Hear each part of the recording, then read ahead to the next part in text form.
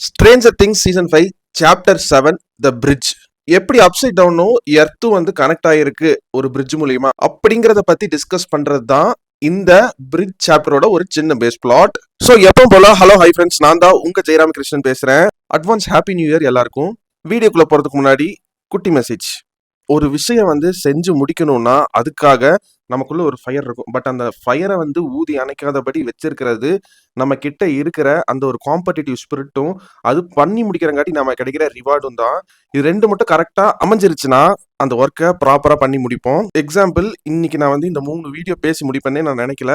But ஆனா நான் ஒரு சேலஞ்ச் எனக்கே வச்சுக்கிட்டேன், ஒரு காம்படிட்டிவ் ஸ்பிரிட் மாதிரி. அண்ட் ரிவார்டா வந்து வீடியோ போஸ்ட் பண்றதை வந்து நான் வச்சிருக்கேன்.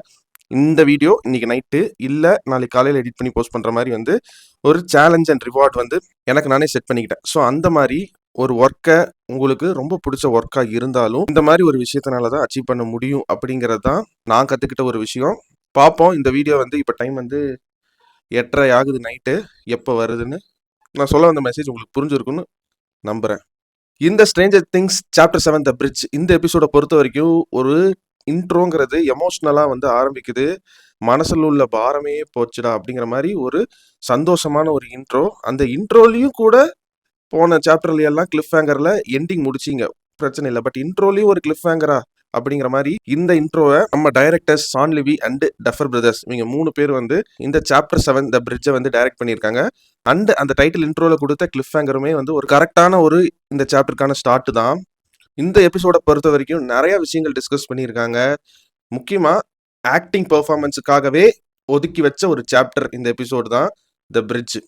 எல்லாருமே லெவனா நடிச்ச மில்லி பாபியா இருக்கட்டும், லூக்கஸா இருக்கட்டும், மைக்கு, டஸ்டின், ஸ்டீவ், நான்சி, ஜானதன் இப்படின்னு டீன்ஸ் அண்ட் கிட்ஸா எல்லாருமே கலக்கல் பெர்ஃபார்மன்ஸ் கொடுத்துருக்காங்க. அதுக்கு ஈக்குவலான பெர்ஃபார்மன்ஸ் வந்து ஜாய்ஸ் ஹாப்பர் அண்ட் கேரன் வீலர் இவங்க 3 பேருமே வந்து ஒரு நல்ல ஆக்டிங் பெர்ஃபார்மன்ஸ் கொடுத்துருக்காங்க.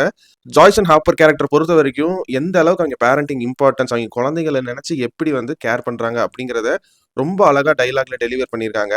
அண்ட் கேரன் வீலரை பொறுத்த வரைக்கும் தான் மகளை வந்து என்னால காப்பாற்ற முடியலையே அப்படிங்கிற ஒரு கில்ட்டுக்குள்ள இருந்து ஒரு பெர்ஃபார்மன்ஸ் வந்து கேர் பண்ணியிருப்பாங்க. அதெல்லாம் இது வரைக்கும் எந்த சீசன்லயுமே அந்த மாதிரி ஒரு ஆக்டிங்கை பார்த்துருக்க மாட்டீங்க. சோல்ஃபுல்லா இருந்துச்சு அந்த ஆக்டிங் எல்லாம் பார்க்கும்போது. ஆக மொத்தத்துல எமோஷனலா பயங்கரமா கனெக்ட் பண்ணியிருக்காங்க இந்த த பிரிட்ஜ் சாப்டரை பொறுத்த வரைக்கும். எனக்கு தெரிஞ்சு ஸ்ட்ரேஞ்சர் திங்ஸ்லயே வந்து இந்த சாப்டரை தான் வந்து 3 டைரக்டர் சேர்ந்து டைரக்ட் பண்ணியிருக்காங்கன்னு நினைக்கிறேன். டஃபர் பிரதர்ஸ் இதுக்கு முன்னாடி யார் கூடயும் சேர்ந்து டைரக்ட் பண்ண மாதிரி நான் ரீவாச் பண்ணும்போது பார்த்ததில்ல. அதே மாதிரி ஷான் லிவியும் தனியாக தான் டைரக்ட் பண்ணுவாரு. பட் இந்த பிரிட்ஜுங்கிற ஒரு எபிசோடு தான் ஃபினாலிக்கான ஒரு ஸ்ட்ராங்கான ஒரு பிரிட்ஜ்னே சொல்லலாம். ஸோ அதுக்கு இந்த 3 டைரக்டரும் எந்த அளவுக்கு ஸ்க்ரீன் பிளேவை என்கேஜிங்காக கொண்டு போக முடியுமோ அந்த அளவுக்கு எழுதுனதை விஷுவலா அழகா டைரக்ட் பண்ணியிருக்காங்க. அண்ட் இந்த பிரிட்ஜ் சாப்டர்ல தான் வந்து ஏகப்பட்ட ரீயூனியன்ஸ் வச்சிருக்காங்க. அந்த ரீயூனியன்ஸ் தான் வந்து எமோஷனல் கண்டென்ட்டுக்கான ஒரு அடித்தளமே. அண்ட் இப்போதான் நான் நோட் பண்ணி இவரை பத்தி நம்ம வந்து எந்த சாப்டர்லயுமே வந்து ரிவ்யூல பேசலையே அப்படின்னு யோசிச்சேன். வெக்னாவா நடிச்ச, அதாவது குறிப்பா மிஸ்டர் வாட்சிட்டா வந்து நடிச்ச ஜெய்மி, அவரோட அந்த மிஸ்டர் வாட்சிட் பெர்ஃபார்மன்ஸுங்கிறது குழந்தைகளை மேனிப்புலேட் பண்ணி அவனோட திட்டத்தை எப்படியாவது வந்து செஞ்சு முடிச்சிடணும் அப்படின்னு இருக்கிற மைண்டை ஆக்டிங் பெர்ஃபார்மன்ஸ் மூலியமா மிஸ்டர் வாட்சிட் கேரக்டர்ல குறிப்பா அழகா நடிச்சிருக்காரு ஜெய்மி. அந்த ஆன்டகனிஸ்ட் கேரக்டர் இவ்வளோ ஸ்ட்ராங்கா இருக்கிறங்காட்டி தான் இத்தனை பேர் சேர்ந்து அந்த ஒருத்தரை எதிர்க்கும் போது அந்த பெர்ஃபார்மன்ஸ் எந்த அளவுக்கு பிரில்லியண்டா பண்ணியிருக்காரு அப்படின்னு ஜெய்மியோட பெர்ஃபார்மன்ஸ் டாமினேட்டிங்கா இருக்கு. குறிப்பா வெக்னாக்கு அவர் கொடுத்த வாய்ஸ் அண்ட் முரே கேரக்டரை பிளே பண்ண பிரெட் ஜெல்மன் அவரோட ஆக்டிங் பெர்ஃபார்மன்ஸுமே நல்லா பண்ணியிருக்காரு. சீசன் 4 கம்பேர் பண்ணும்போது இந்த சீசன்ல, அது குறிப்பா இந்த சாப்டர் பிரிட்ஜ் முடிக்கும் போது ஸ்கிரீன் டைம் அதிகமாக வந்திருக்காரு இந்த சீசன்லன்னு ஒரு ஃபீல் வரும். பட் ஆனால் கால்குலேட் பண்ணி பார்த்தா சீசன் 4ல தான் அவரோட ஸ்க்ரீன் டைமிங் அதிகம். அண்ட் இன்னொரு நோட்டபிள் மென்ஷன் 2 பேர் இருக்காங்க. ஒருத்தர் வந்து ஹாலி வீலரா நடிச்ச நெல் ஃபிஷரும், டெரிக் டேர்ன்பவா நடிச்ச ஜேக் கான்லி. இந்த 2 பசங்களோட ஆக்டிங் ஒரு அவுட்ஸ்டாண்டிங் ஆக்டிங் அண்ட் யூனிக்கா நீங்க வந்து இந்த சீசன்ல எடுத்துட்டு போற 2 கேரக்டரா வந்து இருக்கும்.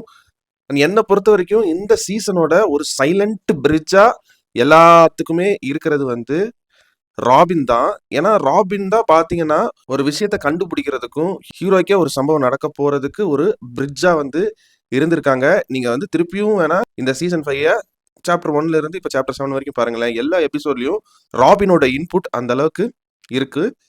அண்ட் மாயா ஹேக்கேவும் அந்த கேரக்டரோட பர்பஸை புரிஞ்சுட்டு அதுக்கேற்ற மாதிரி ஒரு குறுக்கியான ஆக்டிங் பெர்ஃபார்மன்ஸை கொடுத்துருக்காங்க. சும்மாவே ஷான் லிவி வந்து எமோஷனல் கண்டென்ட்டோட ஹியூமரை அழகா பிளெண்ட் பண்ணுவாரு. டஃபர் பிரதர்ஸும் சேர்ந்து டைரக்ட் பண்ணியிருக்காங்க. ஸோ ஹியூமருக்கு பஞ்சமே இல்ல. யோசிச்சு பார்த்து சிரிக்கிற நிறைய காமெடி சீன்ஸ் இந்த பிரிட்ஜ் சாப்டர்ல இருக்கு. அண்ட் இந்த பிரிட்ஜ் சாப்டர்ல மனசு விட்டு ஓப்பன் அப் ஆகி ஒரு பர்சன் வந்து பேசுவாங்க. One of the best written சீன்ஸ்னே சொல்லலாம். டைலாக்ஸை வச்சே வந்து ஆக்டர்ஸோட பெர்ஃபார்மன்ஸ் மூலியமா டெலிவர் பண்ணக்கூடிய ஒரு சீனு. ஆக்ஷன் சீக்வன்ஸே இந்த சாப்டர்ல கிடையாது. பட் இந்த சீன் மட்டும் ஸ்டாண்ட் அவுட்டா தெரியும். ஏன்னா அந்த சீன்ல எல்லாத்தோட ஆக்டிங் பெர்ஃபார்மன்ஸும் ஆன் பார் நடிச்சிருக்காங்க. இந்த சாப்டர் 7 பிரிட்ஜை பொறுத்த வரைக்கும் நெகட்டிவ்ஸ் என்னெல்லாம் கேட்டீங்கன்னா, இதுல மோர் ஆஃப் எமோஷன்ஸ் தான் நிறைய இருந்துச்சு. முன்னாடியே சொன்ன மாதிரி ஆக்ஷன் சீக்வன்ஸ்னு பெருசா எங்கேயுமே இல்லை இந்த சாப்டர்ல. பட் இருந்தாலும் 1 மணி நேரம் இன்ட்ரெஸ்டிங்கா பார்க்க வச்சுட்டாங்க பாருங்களேன். அதுதான் டஃபர் பிரதர்ஸோட ரைட்டிங்.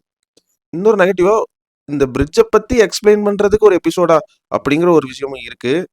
அண்ட் இன்னும் லூசன்ஸா வந்து நிறைய விஷயங்களை வந்து ஆன்சர் சொல்லாமே வச்சிருக்காங்க. எக்ஸாம்பிளுக்கு சொல்லணும்னா வெக்னாவோட மெமரிஸ்ல இருக்கிற அந்த ஒரு ஸ்கூல் போர்ஷன் அண்ட் சீசன் 4ல நான்சிக்கு வெக்னா காட்டின அந்த விஷன், இந்த மாதிரி சில விஷனுக்கு ஒரு க்ளோசர் கொடுக்காம வச்சிருக்காங்க. மேபி அடுத்து ஃபினாலேக்கு அந்த பெஸ்ட் பார்ட்டை சர்வ் பண்ணி வச்சிருக்காங்கன்னு நினைக்கிறேன். பார்ப்போம் ஃபினாலே எப்படி இருக்க போகுதுன்னு.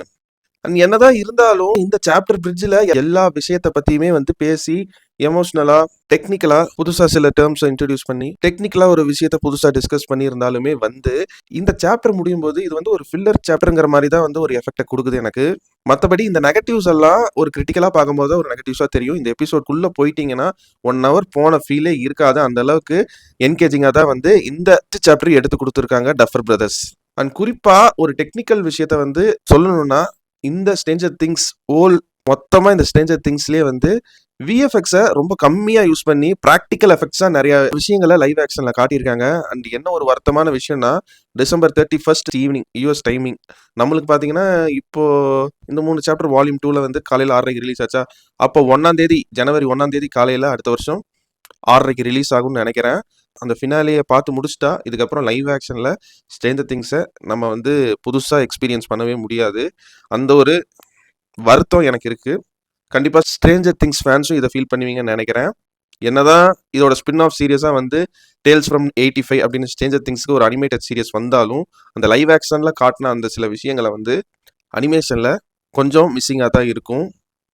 மற்றபடி இப்போதைக்கு ரிலீஸ் ஆன இந்த 7 சாப்டர்லையுமே வந்து அந்த ரெட்ரோ எஃபெக்டா இருக்கட்டும், காமெடியா இருக்கட்டும், connections, layers, emotional connect, reunion இப்படி எல்லாத்தையுமே கரெக்டா ஹேண்டில் பண்ணி என்டர்டெய்னிங்கா வந்து நம்மளுக்கு கொடுத்துருக்காங்க டஃபர் பிரதர்ஸ். ஃபினாலிக்கு நானும் வெயிட் பண்றேன் உங்களை மாதிரி. ஓவராலா இந்த சாப்டர் 7 பிரிட்ஜை பத்தி எல்லாத்தையும் பேசிட்டேன்னு நினைக்கிற ஸ்பாய்லர் இல்லாம ஆக மொத்தத்தில் இந்த சாப்டர் 7 பிரிட்ஜுக்கு என்னோட ரேட்டிங் என்னன்னு கேட்டீங்கன்னா 100க்கு ஒரு 80 மார்க்ஸ் தாராளமாக தருவாங்க. Stranger Things season 5 Chapter 7 The Bridge feels like a filler chapter but fills the off of the dots in this franchise. நான் உங்களை இதே மாதிரி இன்னொரு சூப்பரான வீடியோல சந்திக்கிற வரைக்கும் நீங்களும் நல்லா இருங்க, எல்லாரையும் நல்லா வச்சிருங்க. அவ்வளவுதாங்க விஷயம். நன்றி, வணக்கம், பை பை. நான் வரேங்க.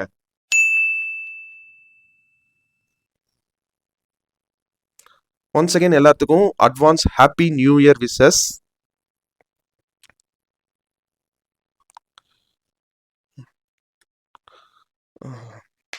ஓகே, இன்னைக்கு நைட்டுக்குள்ள போடுறேன். ஓகே.